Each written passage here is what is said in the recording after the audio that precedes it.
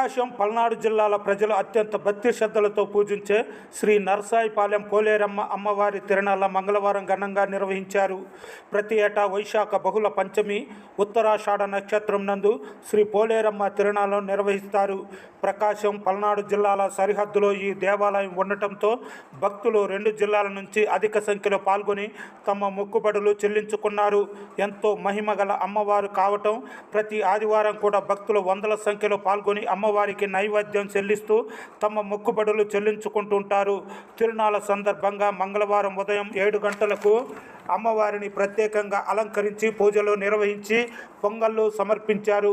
మధ్యాహ్నం ప్రజల సహకారంతో భారీ అన్నదానాన్ని కమిటీ వారు ఏర్పాటు మనకి 200 రూపాయలు ఇచ్చున్నారు.